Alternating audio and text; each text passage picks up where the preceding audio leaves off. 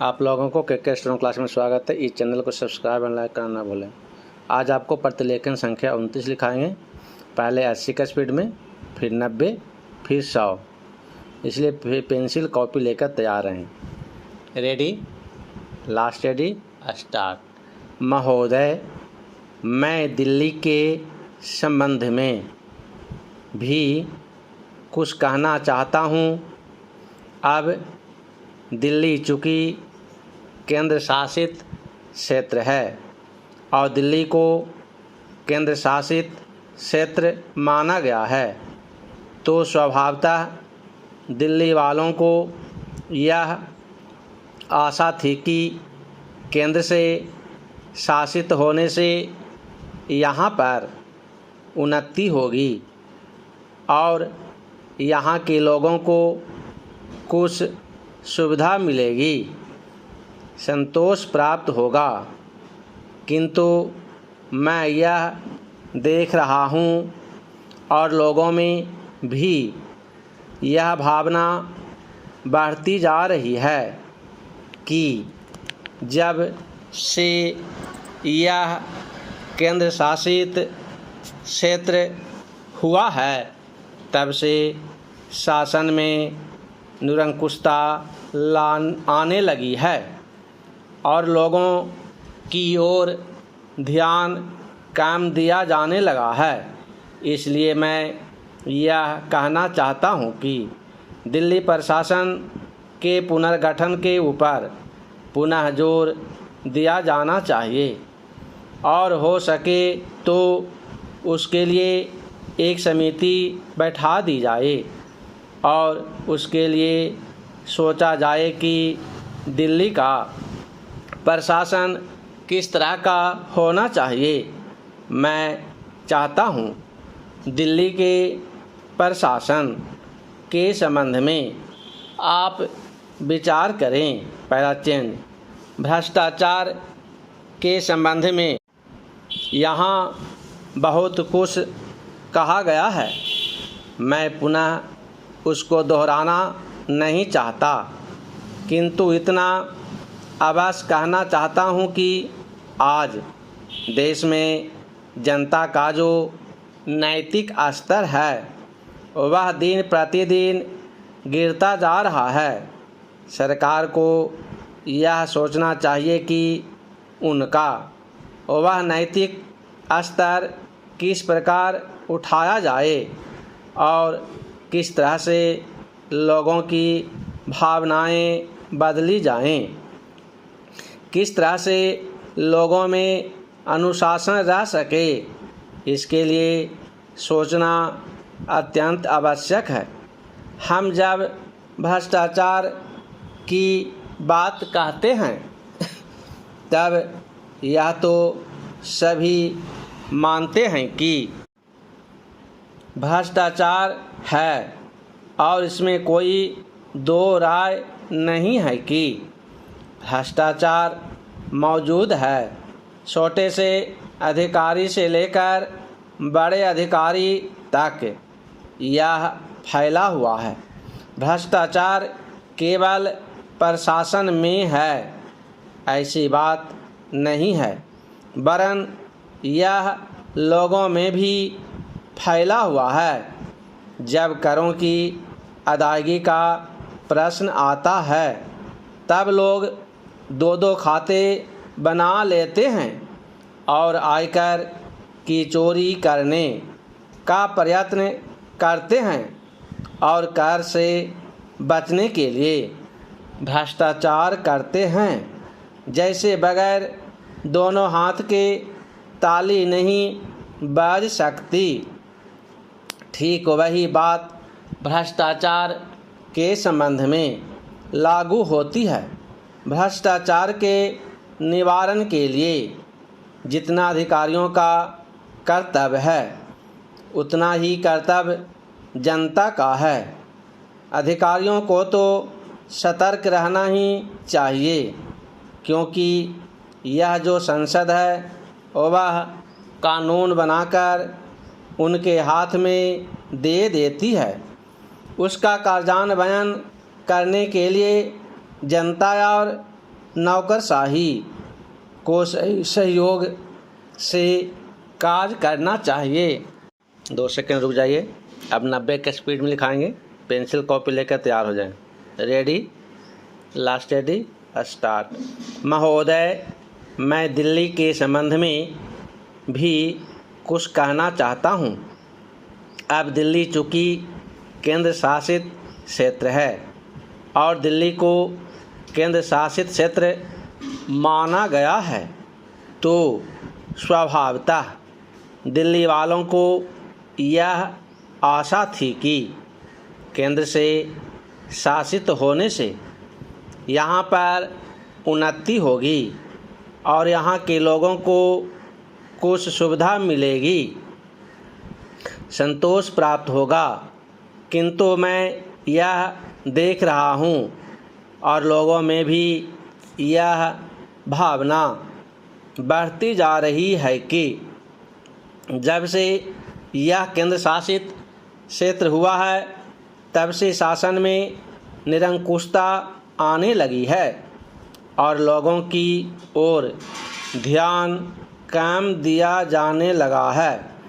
इसलिए मैं यह कहना चाहता हूँ कि दिल्ली प्रशासन के पुनर्गठन के ऊपर पुनः जोर दिया जाना चाहिए और हो सके तो उसके लिए एक समिति बैठा दी जाए और उसके लिए सोचा जाए कि दिल्ली का प्रशासन किस तरह का होना चाहिए। मैं चाहता हूँ दिल्ली के प्रशासन के संबंध में आप विचार करें। Para change. भ्रष्टाचार के संबंध में यहाँ बहुत कुछ कहा गया है। मैं पुनः उसको दोहराना नहीं चाहता, किंतु इतना अवश्य कहना चाहता हूँ कि आज देश में जनता का जो नैतिक स्तर है वह दिन प्रतिदिन गिरता जा रहा है। सरकार को यह सोचना चाहिए कि उनका वह नैतिक स्तर किस प्रकार उठाया जाए और किस प्रकार से लोगों की भावनाएं बदली जाएं, किस तरह से लोगों में अनुशासन रह सके। इसके लिए सोचना अत्यंत आवश्यक है। हम जब भ्रष्टाचार की बात कहते हैं तब यह तो सभी मानते हैं कि भ्रष्टाचार है और इसमें कोई दो राय नहीं है कि भ्रष्टाचार मौजूद है। छोटे से अधिकारी से लेकर बड़े अधिकारी तक यह फैला हुआ है। भ्रष्टाचार केवल प्रशासन में है ऐसी बात नहीं है, वरन यह लोगों में भी फैला हुआ है।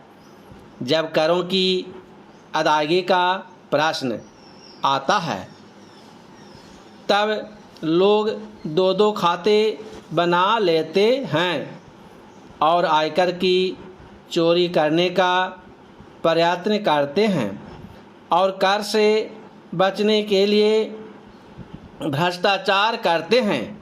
जैसे बगैर दोनों हाथ के ताली नहीं बज सकती, ठीक वही बात भ्रष्टाचार के संबंध में लागू होती है। भ्रष्टाचार के निवारण के लिए जितना अधिकारियों का कर्तव्य है उतना ही कर्तव्य जनता का है। अधिकारियों को तो सतर्क रहना ही चाहिए, क्योंकि यह तो जो संसद है वह कानून बनाकर उनके हाथ में दे देती है। उसका कार्यान्वयन करने के लिए जनता और नौकरशाही को सहयोग से कार्य करना चाहिए। 2 सेकंड रुकिए, पेंसिल कॉपी लेकर तैयार हो जाएं। अब 100 के स्पीड में लिखाएंगे। Ready, last ready, start. महोदय, मैं दिल्ली के संबंध में भी कुछ कहना चाहता हूँ। अब दिल्ली चूँकि केंद्र शासित क्षेत्र है और दिल्ली को केंद्र शासित क्षेत्र माना गया है, तो स्वभावतः दिल्ली वालों को यह आशा थी कि केंद्र से शासित होने से यहाँ पर उन्नति होगी और यहाँ के लोगों को कुछ सुविधा मिलेगी, संतोष प्राप्त होगा। किंतु मैं यह देख रहा हूँ और लोगों में भी यह भावना बढ़ती जा रही है कि जब से यह केंद्र शासित क्षेत्र हुआ है तब से शासन में निरंकुशता आने लगी है और लोगों की ओर ध्यान कम दिया जाने लगा है। इसलिए मैं यह कहना चाहता हूँ कि दिल्ली प्रशासन के पुनर्गठन के ऊपर पुनः जोर दिया जाना चाहिए और हो सके तो उसके लिए एक समिति बैठा दी जाए और उसके लिए सोचा जाए कि दिल्ली का प्रशासन किस तरह का होना चाहिए। मैं चाहता हूँ दिल्ली के प्रशासन के संबंध में आप विचार करें। Para change. भ्रष्टाचार के संबंध में यहाँ बहुत कुछ कहा गया है, मैं पुनः उसको दोहराना नहीं चाहता, किंतु इतना अवश्य कहना चाहता हूँ कि आज देश में जनता का जो नैतिक स्तर है वह दिन प्रतिदिन गिरता जा रहा है। सरकार को यह सोचना चाहिए कि उनका वह नैतिक स्तर किस प्रकार उठाया जाए और किस तरह से लोगों की भावनाएं बदली जाएं, किस तरह से लोगों में अनुशासन रह सके, इसके लिए सोचना अत्यंत आवश्यक है। हम जब भ्रष्टाचार की बात कहते हैं तब यह तो सभी मानते हैं कि भ्रष्टाचार है और इसमें कोई दो राय नहीं है कि भ्रष्टाचार मौजूद है। छोटे से अधिकारी से लेकर बड़े अधिकारी तक यह फैला हुआ है। भ्रष्टाचार केवल प्रशासन में है ऐसी बात नहीं है, वरन यह लोगों में भी फैला हुआ है। जब करों की अदायगी का प्रश्न आता है तब लोग दो दो खाते बना लेते हैं और आयकर की चोरी करने का प्रयत्न करते हैं और कर से बचने के लिए भ्रष्टाचार करते हैं। जैसे बगैर दोनों हाथ के ताली नहीं बज सकती, ठीक वही बात भ्रष्टाचार के संबंध में लागू होती है। भ्रष्टाचार के निवारण के लिए जितना अधिकारियों का कर्तव्य है उतना ही कर्तव्य जनता का है। अधिकारियों को तो सतर्क रहना ही चाहिए, क्योंकि यह जो संसद है वह कानून बनाकर उनके हाथ में दे देती है। उसका कार्यान्वयन करने के लिए जनता और नौकरशाही को सहयोग से कार्य करना चाहिए।